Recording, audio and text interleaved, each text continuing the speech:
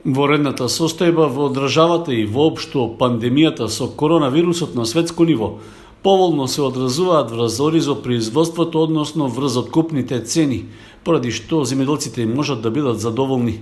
Таква е генералната оценка на министерот за земјоделство Трајан Димковски, искажана изминатиот викенд при неговата посета на Кочани, при што нагласи дека и покрај неповолната хидролошка состојба пролетва, сеидбата на оризот успешно ќе се приведе кон крај.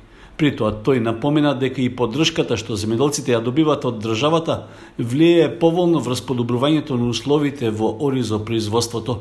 Оваа година се направи, односно има едно зголемено покачување на белиот ориз и на арпата, така да цената во моментот се движи од 25 до 30 денари за оризовата арпа или некаде од 50 до 60 денари се движи и белиот ориз. Секако дека светските берзи, каде што значително порасна, тоа значи дека само во декаде двата месеци од појавувањето на корона некаде за 200 евра беше покачено по тон. Инаку знаете дека оризот е и светски берзански производ, каде што во моментот највисоката цена е некаде околу 1000 евра по тон.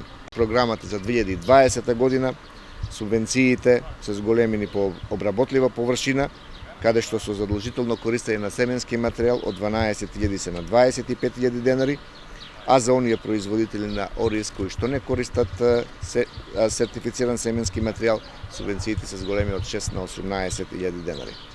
Да напоменеме дека и преку програмата за 2019 година се воведоа дополнителни субвенции како интервентна мерка, и тоа за 5 денари по килограм.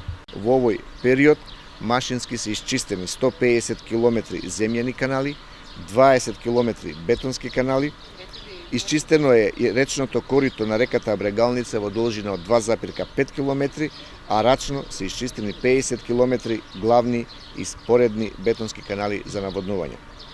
Водата за наводнување на оризовите површини пуштена е секаде, но поради сушниот период од почеток на годинава потребно е рационално користење со цел успешно завршување на сезоната. Според градоначалникот на Кочани Никол Чуелиев, општината ќе дава поддршка за развојните инвестиции и воедно апелираше да се користат мерките кои значат развој за земјоделското производство, особено за производството на кочанскиот ориз. Министерот Димковски и градоначалникот Илиев извршија увид и констатираа дека водата за наводнување на оризовите површини е пуштена во сите полиња, но поради сушниот период од почетокот на годината неопходно ќе биде рационално користење за успешно да се заврши целата сезона.